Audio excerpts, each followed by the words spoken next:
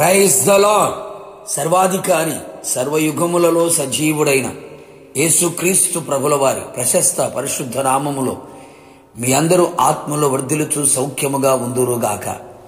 ఈ దినపు యేసయ్య జీవపు మాట 31వ కీర్తన 7వ చరణం. నీవు నా బాధను దృష్టించి ఉన్నావు.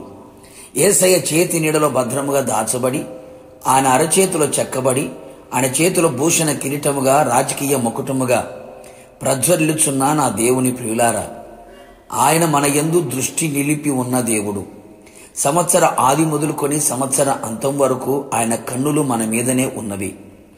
భక్తుడు ఈ విధముగా సెలవిచ్చి ఉన్నాడు, నీవు నా బాధను దృష్టించి ఉన్నావు, నా ప్రాణ బాధలన్నిటినీ కనిపెట్టి ఉన్నావు. కావున నీ కృపను బట్టి నేను ఆనందభరితుడనై సంతోషించెదను. ఎంతటి చక్కని అనుభవం నా దేవుని ప్రియులారా. ఆయన నీ బాధను, నీ ప్రాణ బాధలను ఆయన దృష్టి పెట్టి కనిపెట్టి ఉన్నాడు అనే సంగతి గ్రహించవలెను. నిశ్చయముగా నీ బాధలన్నిటినీ, నీ ప్రాణ బాధలన్నిటి నుండి విడిపించి నీకు మహాదానందమును సంతోషమును కలుగు చేయును.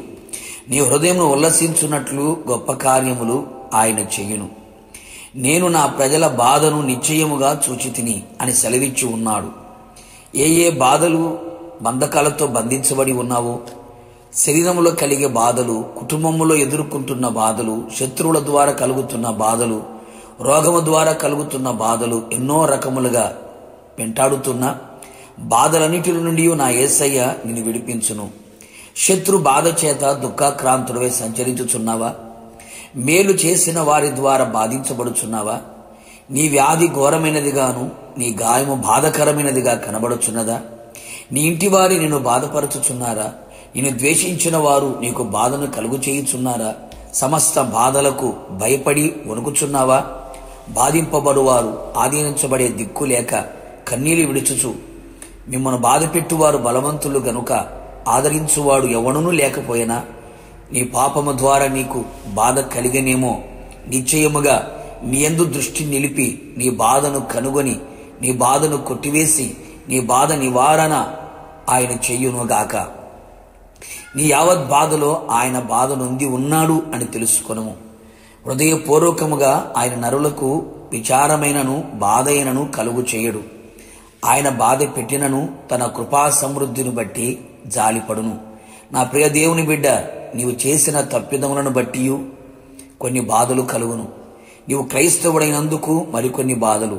దేవుని చిత్త ప్రకారముగా కలిగిన బాధలన్నిటినీ ఆయన దృష్టి ఉంచి సంపూర్ణముగా విడిపించి తన కృపచేత తొలగించి నీకు ఆనందమును సంతోషమును ఇచ్చును. ఏ బాధ అయినను క్రీస్తు ప్రేమ నుండి మనలను ఎడబాపదు. కృపతో తుది వరకు ఆయనే నడిపించును. క్రీస్తు కూడా మన కొరకు బాధపడి మాదిరి ఉంచిపోయెను. నిశ్చయముగా ఆయన రక్తము చేత కడగబడి ఆయన యందు విశ్వాసం ఉంచి ఆయన పాద సన్నిధిలో నిలిచి ఆయన మీద ఆధారపడి ఆయన కొరకు మనం నిశ్చయముగా ఎదురు చూడగలిగితే, నిశ్చయముగా నా యేసయ్య నీ బాధలన్నిటి యందు ఆయన దృష్టి నిలిపి నీ బాధలను కొట్టివేసి నీకు సంతోషమును ఆనందమును తన కృప ద్వారా సమృద్ధిగా కలిగించును గాక. ప్రార్థన. జీవాధిపతి అయిన తండ్రి, ఈ పరిశుద్ధమైన పాదములకి కృతజ్ఞతాస్తుతులు చెల్లించుచున్నాం. ప్రభా, మీ ప్రజల బాధను మీరు దృష్టి ఉంచి ఉన్నారు. సమస్త బాధలు మీకు తెలిసే ఉన్నవి.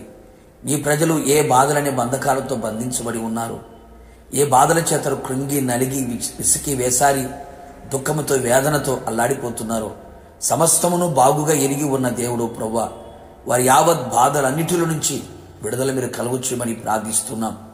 వారి బాధ నివారణ అగునట్లుగా మీరు కార్యాలు చేయండి.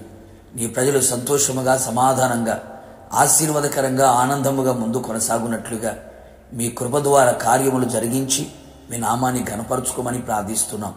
మీ ప్రజల బాధను నిశ్చయముగా మీరు దృష్టి ఉంచి ఉన్నందుకు నీకు కృతజ్ఞతాస్తుతులు చెల్లించుచు యేసు నామములో అడిగి పొందుకొని ఉన్నాము తండ్రి, ఆమెన్.